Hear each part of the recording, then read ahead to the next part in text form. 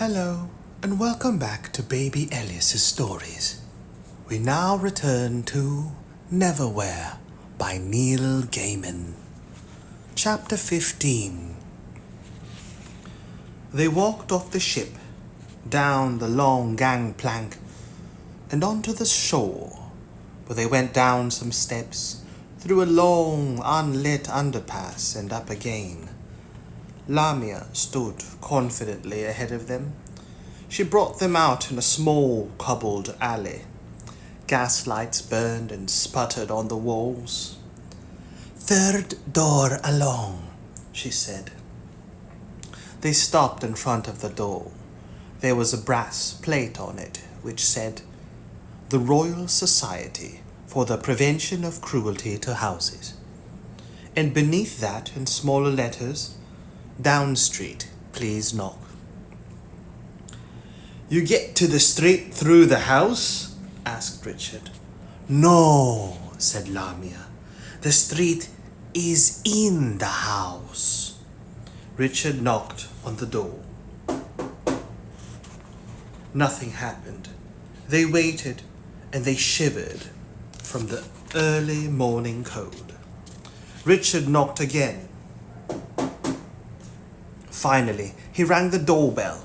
The door was opened by a sleepy-looking footman wearing a powdered, crooked wig and scarlet livery. He looked at the motley rabble on his doorstep with an expression that indicated that they had not been worth getting out of bed for. "Can I help you?" said the footman.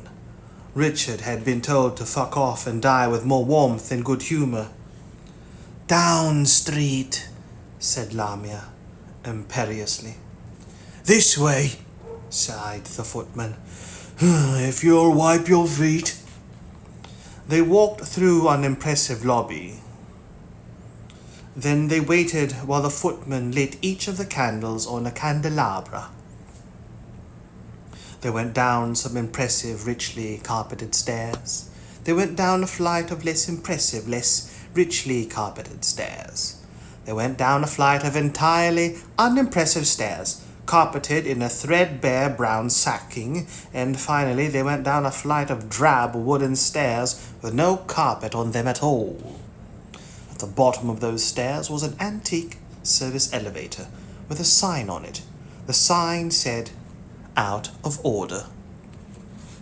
The footman ignored the sign and pulled open the wire outer door.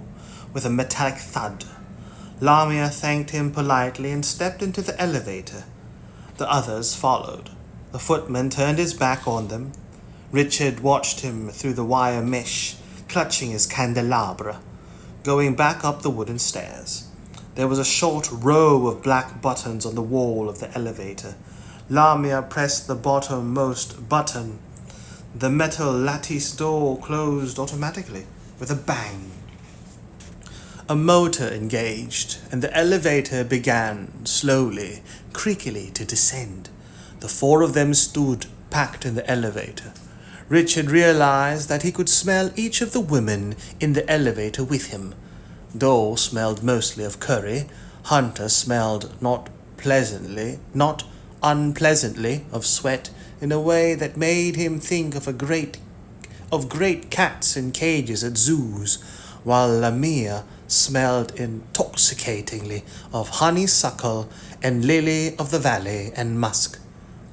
The elevator continued to descend. Richard was sweating in a clammy cold sweat and digging his fingernails deep into his palms. In the most conversational tones he could muster, he said, "Now would be a very bad time to discover that one was claustrophobic, wouldn't it?" "Yes," said Dole. "Then I won't," said Richard, and they went down. Finally, there was a jerk and a clunk and a ratcheting noise, and the elevator stopped.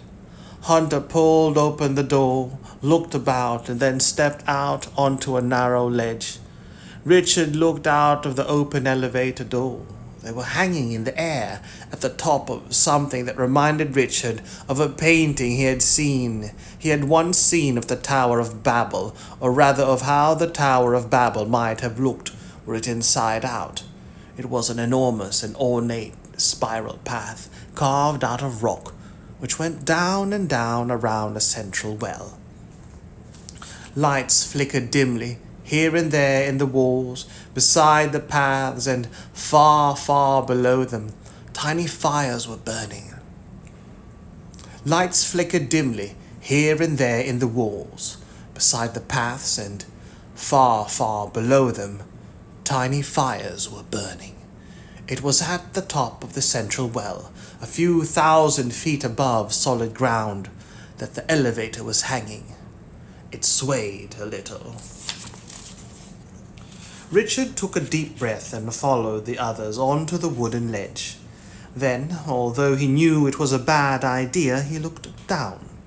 There was nothing but a wooden board between him and the rock floor, thousands of feet below. There was a long plank stretched between the ledge on which they stood and the top of the rocky path, 20 feet away. "And I suppose," he said, with a great deal of less insouciance than he imagined, "this wouldn't be a good time to put out that I'm really bad at heights." "It's safe," said Lamia, "or it was the last time I was here. Watch." She walked across the board, a rustle of black velvet. She could have balanced a dozen books on her head and never dropped one. When she reached the stone path at the side, she stopped and turned and smiled at them encouragingly. Hunter followed her across, then turned and waited beside her on the edge. "See?" said Dor. She reached out a hand, squeezed Richard's arm. "It's fine." Richard nodded and swallowed. "Fine." Dor walked across. She did not seem to be enjoying herself, but she crossed nonetheless. The three women waited for Richard, who stood there. Richard noticed after a while that he did not seem to be starting to walk across the wooden plank, despite the walk commands he was sending to his legs. Far above them, a button was pressed. Richard heard the thunk and the distant grinding of an elderly electric motor. The door of the elevator slammed closed behind him, leaving Richard standing precariously on a narrow wooden platform no wider than a plank itself. "Richard!" shouted Dor. "Move!" The elevator began to ascend. Richard stepped off the shaking platform and onto the wooden board. Then his legs turned to jelly beneath him, and he found himself on all fours on the plank, holding on for dear life. There was a tiny rational part of his mind that wondered about the elevator. Who had called it back up, and why? The rest of his mind, however, was engaged in telling all his limbs to clutch the plank rigidly, and in screaming at the top of its mental voice, "I don't want to die!" Richard closed his eyes as tightly as he could, certain that if he opened them and saw the rock wall below him, he would simply let go of the plank and fall and fall and... "I'm not scared of falling," he told himself. "The part I'm scared of is where you finish falling." But he knew he was lying to himself. It was the fall he was scared of. Afraid of falling, afraid of flailing and tumbling helplessly through the air down to the rock floor far below, knowing there was nothing he could do to save himself, no miracle that would save him. He slowly became aware that someone was talking to him.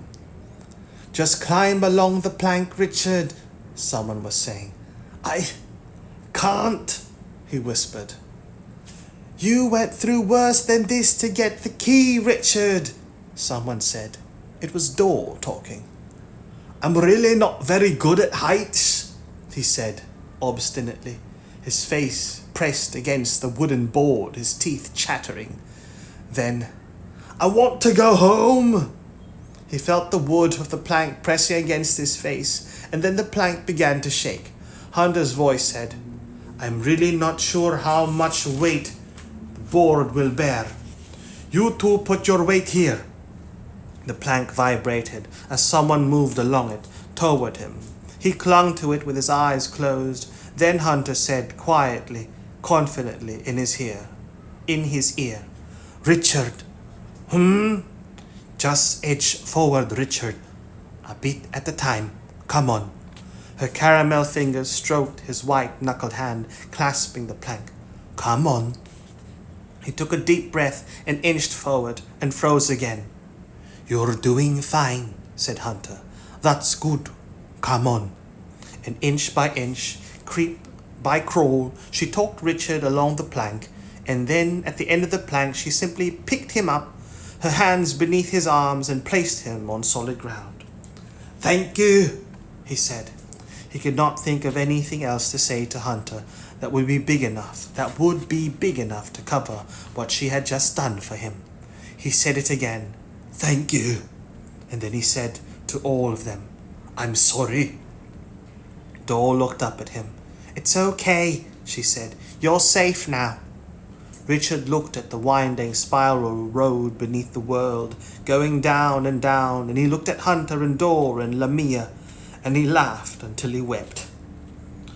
What? Dor demanded, when at length he had stopped laughing. Is so funny. Safe, he said simply. Dor stared at him, and then she too smiled. So where do we go now? Richard asked. Down, said Lamia. They began to walk down Street. Hunter was in the lead with Dor beside her. Richard walked next to Lamia, breathing in the lily of the valley honeysuckle scent of her and enjoying her company. I really appreciate you coming with us, he told her. Being the guide, I hope it's not going to be bad luck for you or anything. She fixed him with her foxglove-colored eyes. Why should it be bad luck? Do you know who the rat speakers are? Of course. There was a rat speaker girl named Anastasia. She...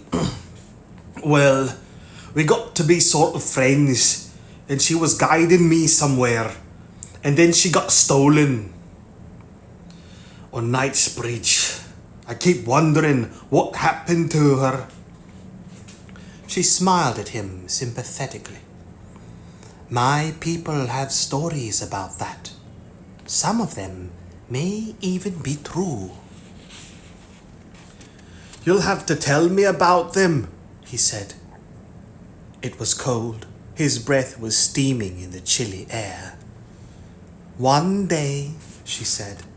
Her breath did not steam. It's very good of you taking me with you. Least we could do. Dor and Hunter went around the curve in front of them and were out of sight. You know, said Richard, the other two are getting a bit ahead of us. We might want to hurry. Let them go, she said gently.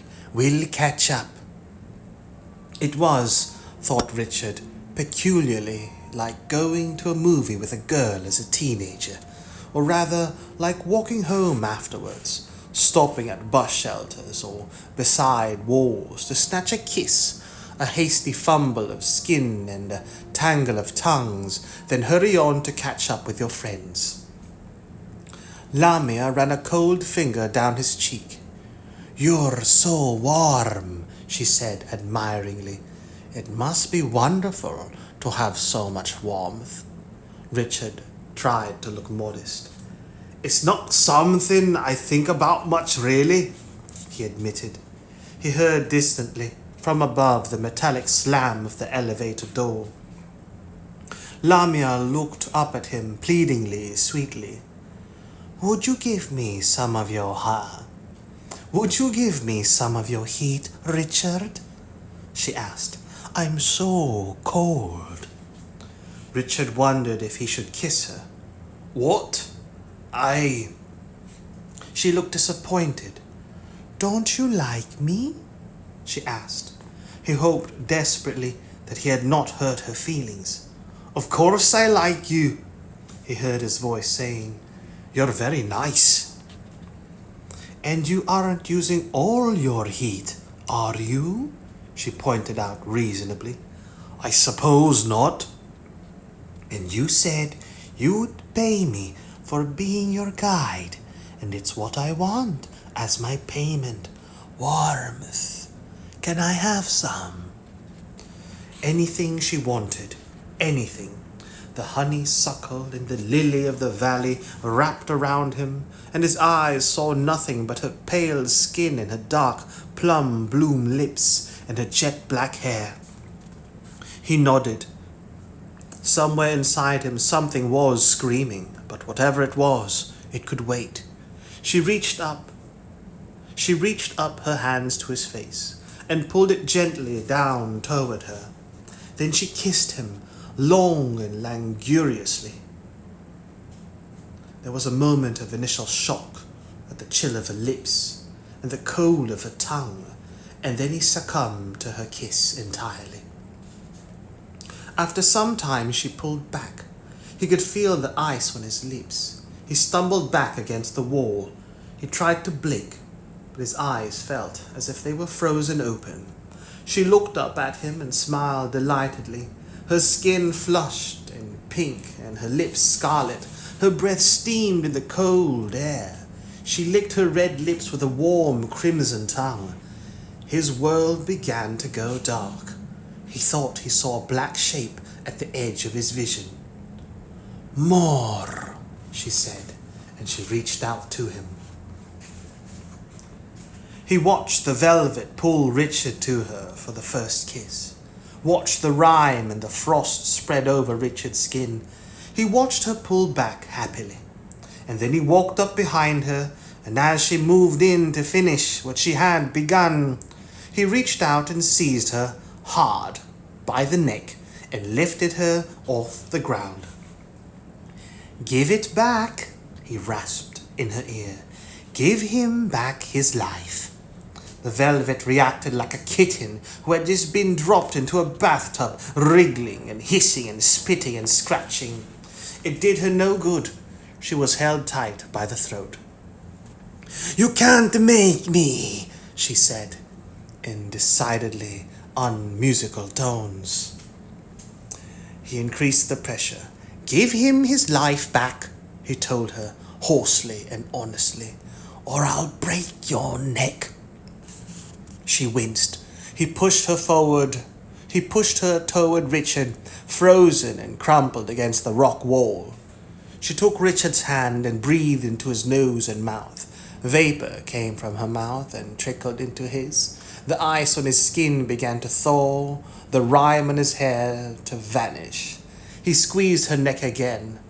All of it, Lamia, she hissed, then extremely grudgingly, and opened her mouth once more.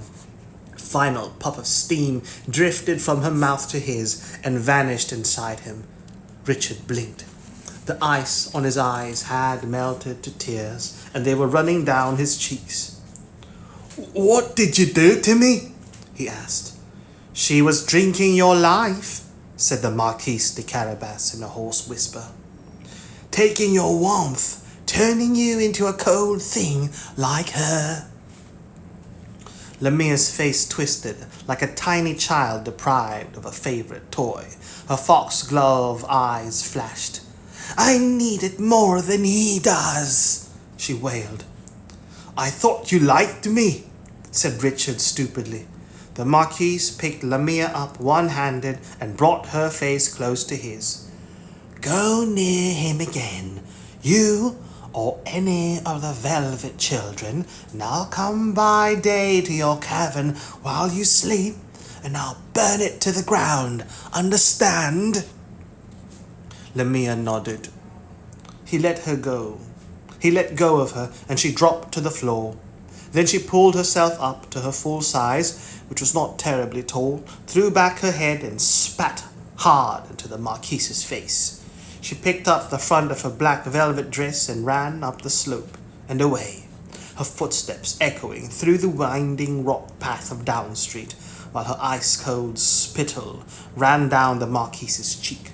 He wiped it away with the back of his hand.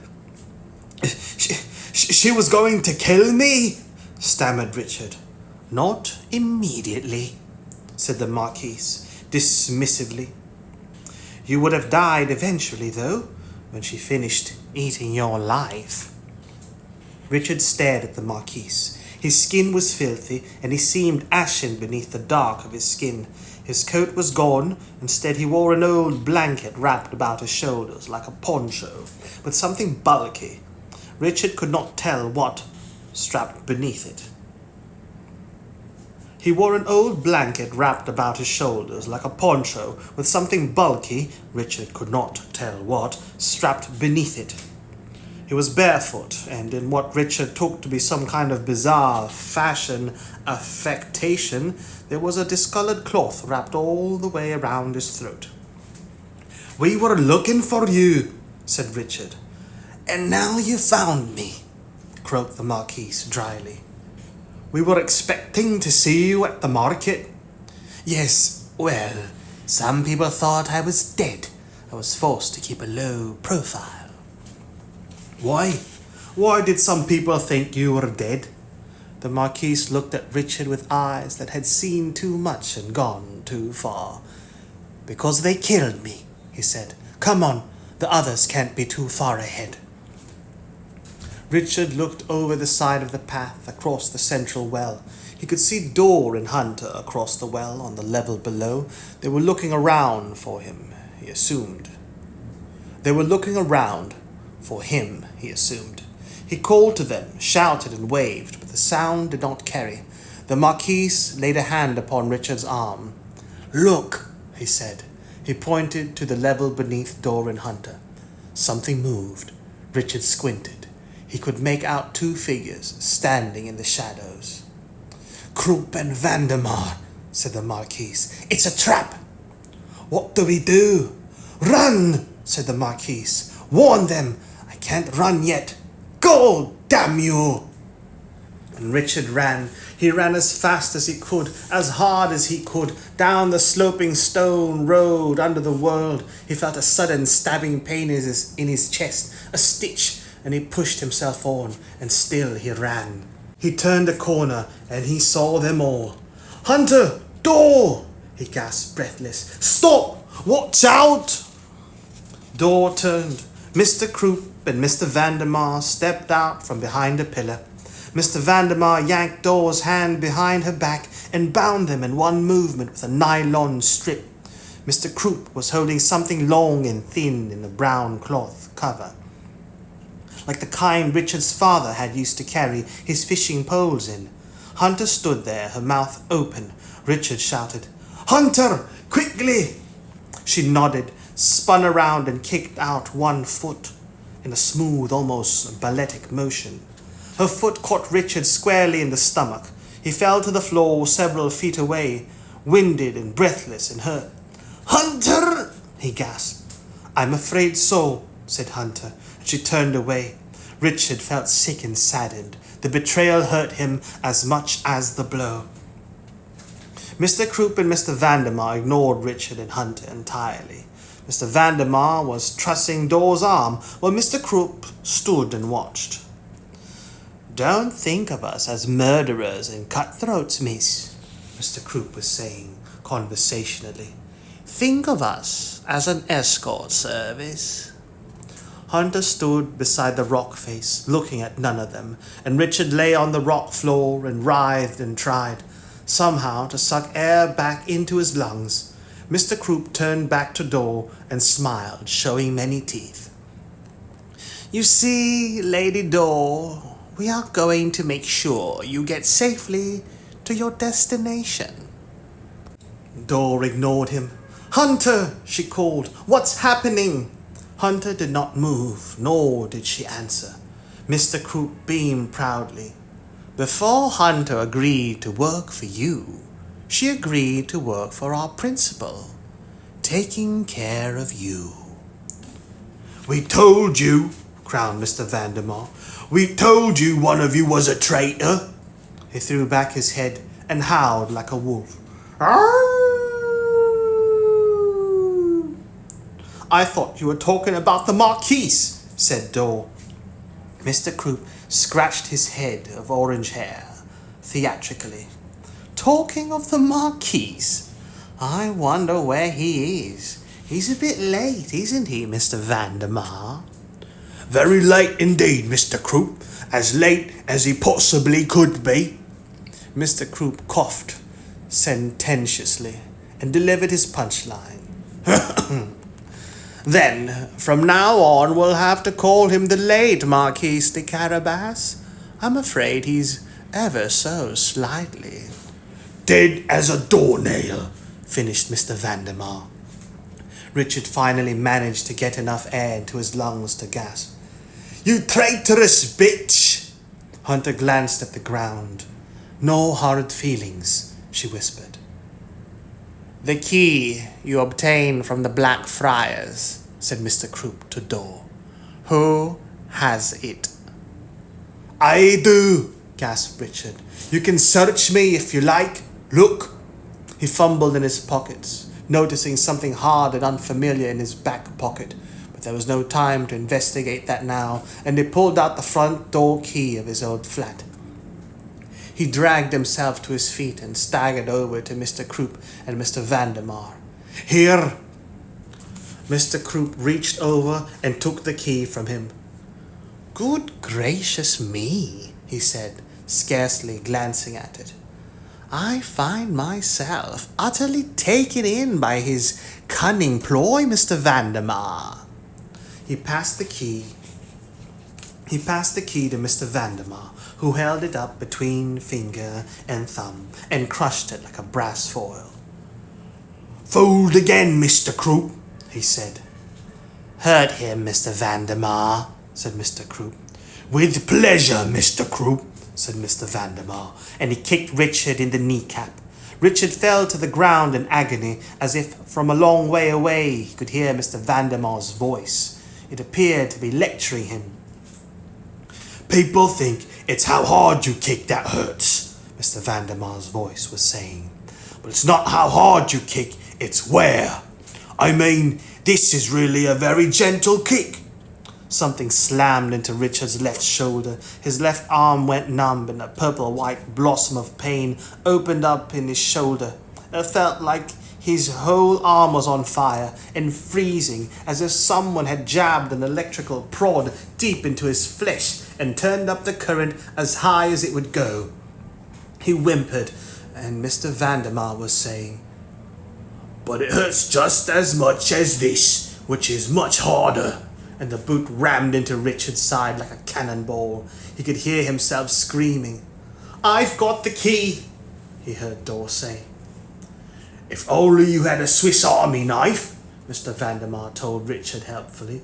I could show you what I could do with all the different bits, even the bottle opener and the thing for getting stones out of horses' hooves. Leave him, Mr. Vandemar. There will be time enough for Swiss Army knives. Does she have the token? Mr. Croup fumbled in Dor's pockets and took out the carved obsidian figure. The carved obsidian figure, the tiny beast the angel had given her. Hunter's voice was low and resonant. What about me? Where's my payment? Mr. Croup sniffed. He tossed her the fishing pole case. She caught it one-handed. Good hunting, said Mr. Croup. Then he and Mr. Vandemar turned and walked off down the twisting slope of Down Street with Dor between them. Richard lay on the floor and watched them go, with a terrible feeling of despair spreading outward from his heart. Hunter knelt on the ground and began to undo the straps on the case. Her eyes were wide and shining. Richard ate. What is it? He asked. 30 pieces of silver? She pulled it slowly from its fabric cover, her fingers caressing it, stroking it, loving it. A spear, she said simply. It was made of a bronze-colored metal. The blade was long and it curved like a kriss, sharp on one side, serrated on the other. There were faces carved into the side of the haft, which was green with verdigris and decorated with strange designs and odd curlicues. It was about 5 feet long, from the tip of the blade to the end of the haft. Hunter touched it almost fearfully, as if it was the most beautiful thing she had ever seen. "You sold Thor out for a spear?" said Richard. Hunter said nothing. She wetted a fingertip with her pink tongue, then gently ran it across the side of the head of the spear, testing the edge on the blade, and then she smiled, as if she was satisfied with what she felt. "Are you going to kill me?" Richard asked. He was surprised to find himself no longer scared of death, or at least, he realized, he was not scared of that death. She turned her head then and looked at him. She looked more alive than he had ever seen her, more beautiful, more dangerous. "And what kind of challenge would I have hunting you, Richard Mayhew?" she asked with a vivid smile. "I have bigger game to kill." "This is your great beast of London hunting spear, isn't it?" he said. She looked at the spear in a way that no woman had ever looked at Richard. "They say that nothing can stand against it." "But Thor trusted you. I trusted you." She was no longer smiling. "Enough!" Slowly, the pain was beginning to abate, dwindling to a dull ache in his shoulder and his side and his knee. "So who are you working for? Where are they taking her? Who's behind all this?" "Tell him, Hunter," rasped the Marquis de Carabas. He was holding a crossbow pointed at Hunter. His bare feet were planted on the ground. His face was implacable. "I wondered whether you were as dead as Krupp and Vandemar claimed you were," said Hunter, barely turning her head. "You struck me as a hard man to kill." He inclined his head in an ironic bow, but his eyes did not move and his hands remained steady. "And you strike me that way too, dear lady. But a crossbow bolt to the throat and a fall of several thousand feet may prove me wrong, eh? Put the spear down and step back." She placed the spear on the floor gently, lovingly. Then she stood up and stepped back from it. "You may as well tell him, Hunter," said the Marquise. "I know. I found out the hard way. Tell him who's behind all this." "Islington," she said. Richard shook his head, as if he were trying to brush away a fly. "It can't be," he said. "I mean, I've met Islington. He's an angel." And then almost desperately he asked, "Why?" The Marquise's eyes had not left Hunter, nor had the point of the crossbow wavered. "I wish I knew, but Islington is at the bottom of Down Street, and at the bottom of this mess. And between us and Islington is the labyrinth and the beast. Richard, take the spear. Hunter, walk in front of me, please." Richard picked up the spear, and then awkwardly, using the spear to lean on, he pulled himself up to a standing position. "You want her to come with us?" he asked, puzzled. "Would you prefer her behind us?" asked the Marquise dryly. "You could kill her," said Richard. "I will, if there are no other alternatives," said the Marquise. "But I would hate to remove an option before it was entirely necessary. Anyway, death is so final, isn't it?" "Is it?" asked Richard. "Sometimes," said the Marquis de Carabas. And they went down.